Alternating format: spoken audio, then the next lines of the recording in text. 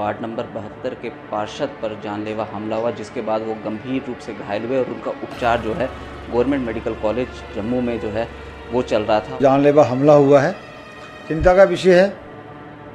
एक जनप्रतिनिधि, उसको खासकर ये पंच, सरपंच और ये कारपोरेटर हम लोग जो होते हैं, हमारा 24 घंटे लोगों में रहना होता है। हमारे पास कोई ऐसा मैकेनिज्म नहीं होता कि कोई सिक्योरिटी हो या कुछ हो। तो इस तरह से अगर होता है तो एक बड़ी चिंता का विषय सभी के लिए है। जिन्होंने हमला किया उनको उन्होंने चिन्हित किया है कि मैं जानता हूँ। जो गाड़ी थी उसका भी नंबर ट्रेस हुआ है, तो एफआईआर लगी है। कानून अपना काम कर रहा है, लेकिन किसी को भी कानून हाथ में लेने की इजाज़त नहीं होनी चाहिए।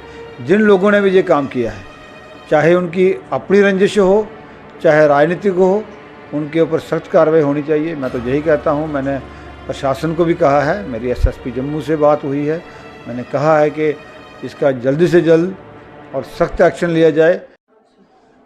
नमस्कार, आप लोग देख रहे हैं चैनल 1 और मैं हूं संदीप मिश्रा। वार्ड नंबर 72 के पार्षद पर जानलेवा हमला हुआ, जिसके बाद वो गंभीर रूप से घायल हुए और उनका उपचार जो है गवर्नमेंट मेडिकल कॉलेज जम्मू में जो है वो चल रहा था। लेकिन इस मामले के बाद जो है काफ़ी ज़्यादा जो है सरगर्मियाँ काफ़ी तेज़ हो गई है। इस समय जम्मू शहर के डिप्टी मेयर बलदेव सिंह बलोरिया हैं। इनसे जानेंगे सर किस तरह से देख रहे इस मामले को कि पार्षद पर इस तरह से हमला करना, एक चुने हुए जनप्रतिनिधि पर इस तरह से जानलेवा हमला।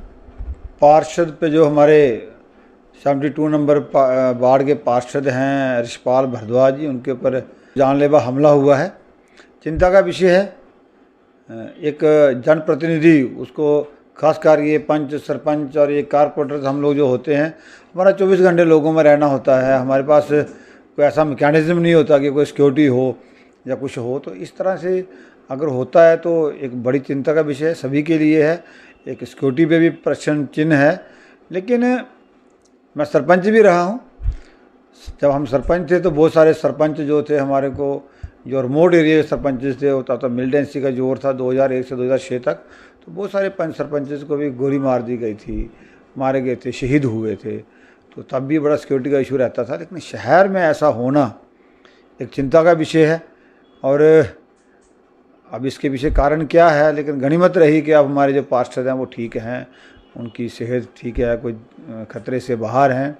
लेकिन अब इसके पीछे कोई पर्सनल रंजिश है या कोई राजनीतिक है, इसका भी पूरा पता नहीं चल पाया है। लेकिन उन्होंने थोड़ा इशारा दिया है कि जिन्होंने हमला किया उनको उन्होंने चिन्हित किया है कि मैं जानता हूँ। जो गाड़ी थी उसका भी नंबर ट्रेस हुआ है, तो एफआईआर लगी है। कानून अपना काम कर रहा है, लेकिन किसी को भी कानून हाथ में लेने की इजाज़त नहीं होनी चाहिए।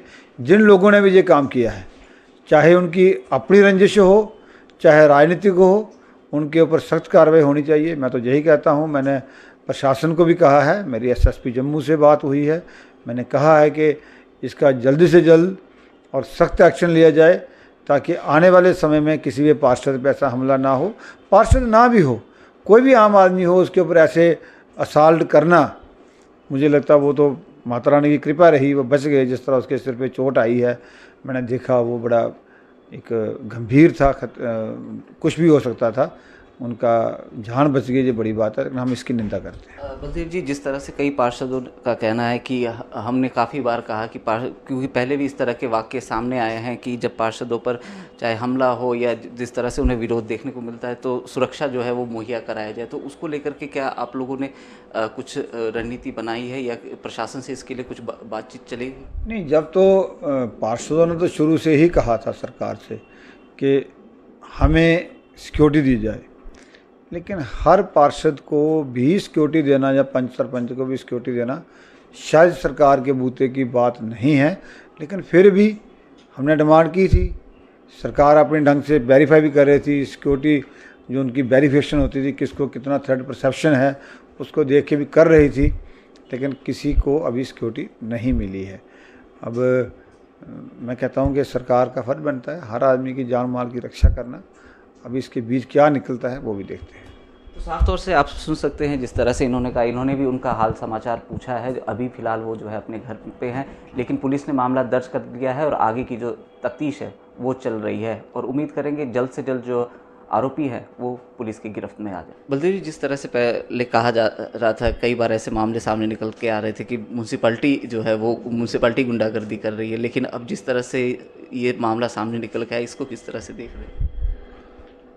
पीछे घटना हुई, हमारे जो कर्मचारी थे, अधिकारी थे, उनके साथ झगड़ा हुआ और शहर में ही बड़ा हो हल्ला हुआ। कुछ लोगों ने तो ये भी यूज़ किया, आपके मीडिया वालों ने यूज़ किया कि मुस्लिम कारपोरेशन की गुंडागर्दी।